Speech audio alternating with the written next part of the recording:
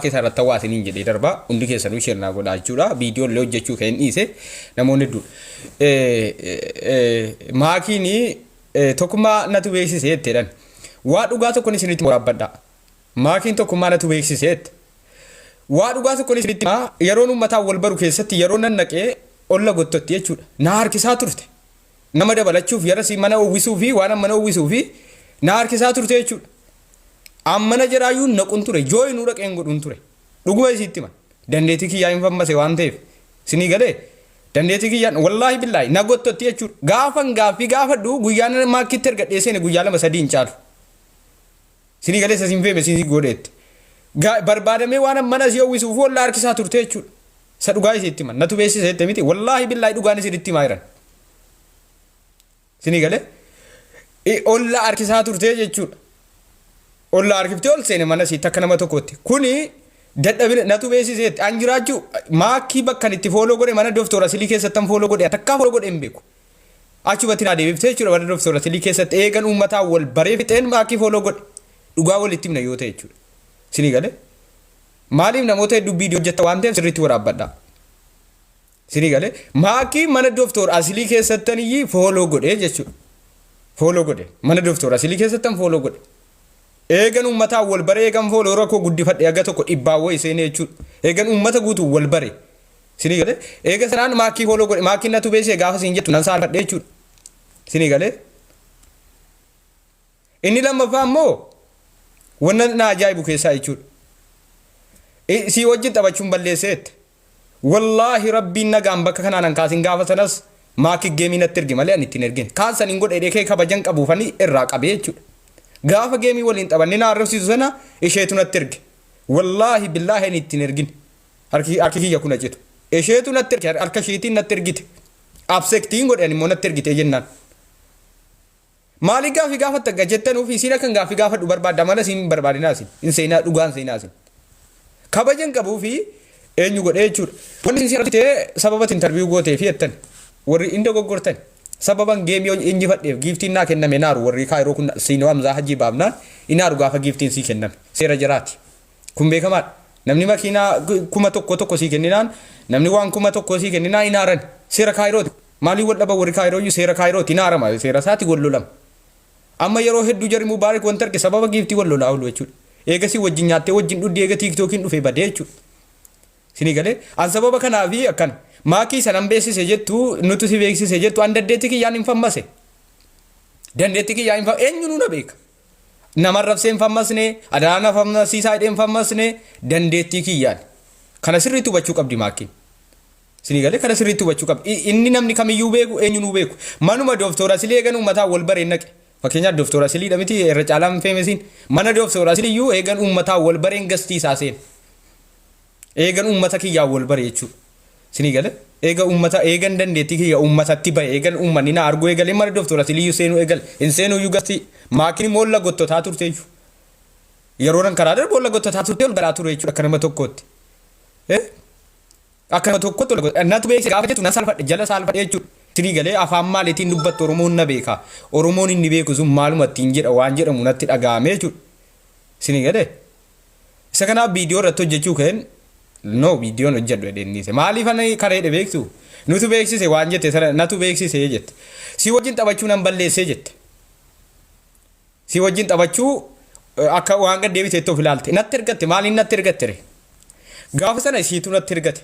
Ani tergeen ittiin taphachuu fedhiin qabun ture ajandaan qaban ture fedhiin qabun ture natti ergannaa inni absekti godhe jechuudha. Sinii galee isa karaa jechuudha inni taanu tokkummaa si arrabsite maaliif arrabsuu dhiiftee jettan sirriitti qabadhaa waan kana. Tokkummaa si arrabsite maaliif arrabsuu dhiiftee jettan gaafa sana haati kiyya na jala teessee na laalaa obboleessa koo waliin. Sinii galee inni arrabsutu maatii kiyya immoo na jala hin jirre.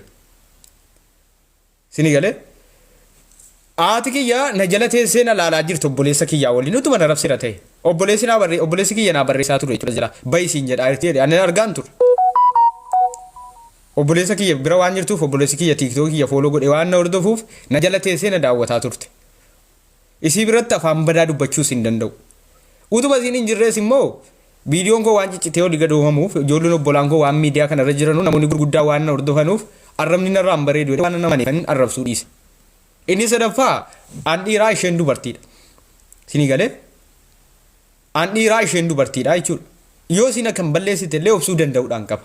Malee suuraa si fidee arrabsuun qabu jedheen tilmaame.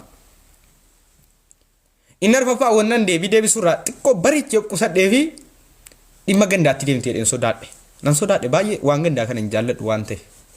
Qaadiyaan namaa dhimmoo bucuu waan gandaatti waan fuudhee fiiguu fi ani immoo dhimma gandaatti waa deebisuu fiisisuu hin jaalladhu waan ta'eef yoon ka'e dubbadhe gaafuma sana waa kakaafamee ture biyyoo argee ture.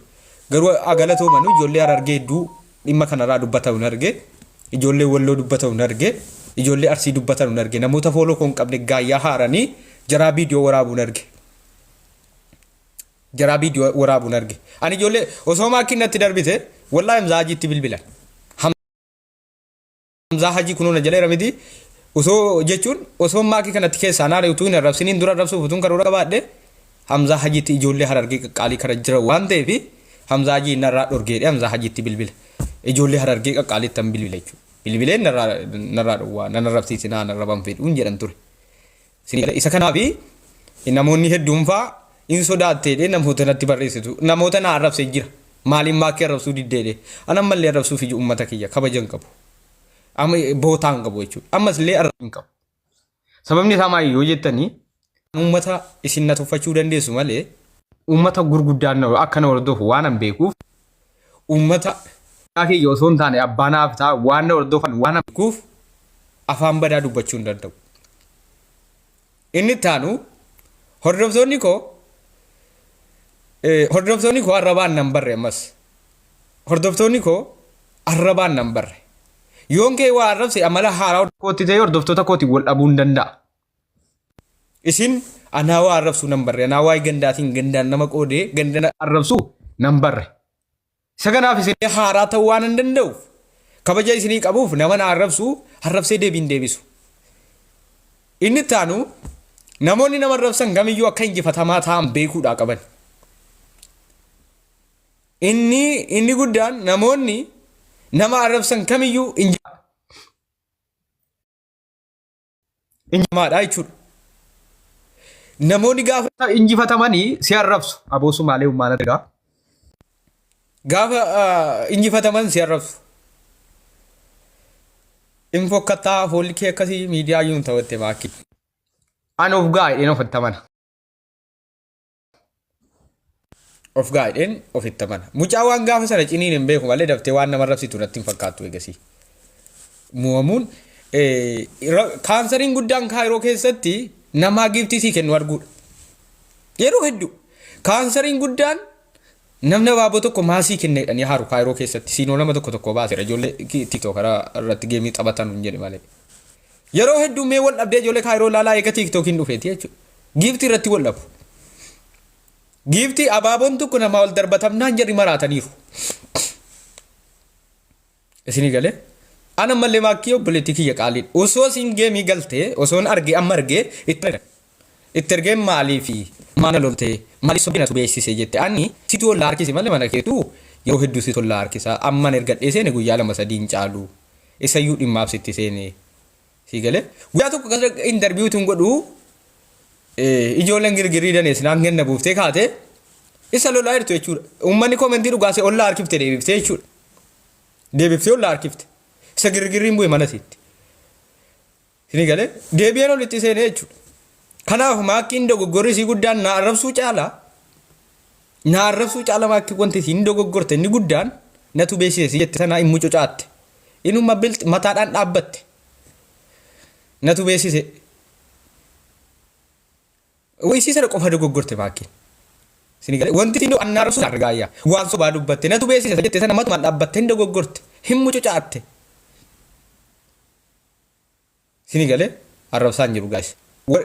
Dubbiin bulleera maayii farerra deebi'ee beektu namoota hedduu viidiyoo hojjetan argeera isii irratti jechuudha. Namoota illee arrabsan argeera an akka kiyyatti arrabsuuf illee gaafa sallee fedhii hin qabu. Warroonni immoo nattaaranii deebisanii arrabsatan jiru. Ijoollee miidiyaa hawaasaarra gaafa dhumne faarfamuu qofaaf hin dhumne. Namoonni arra si faarsan borsii arrabsuu danda'u. Hin arrabfamta amanuu qabdaa jechuudha. namni na hordofu itti gaafa miidiyaa hawaasaa banatte hin arrafamu yoo jette ati rakkoodhaa jechuudha. Namni si arrabsa akkuma kana hin dogoggora jechuudha. Tarii guyyaa inni dhiifama si gaafatu immoo dhufuu danda'u mala. Amma dandeesse namatti balleessuu irraa of qusadhu. An amma fakkeenyaaf miidhamaa ta'e arrafa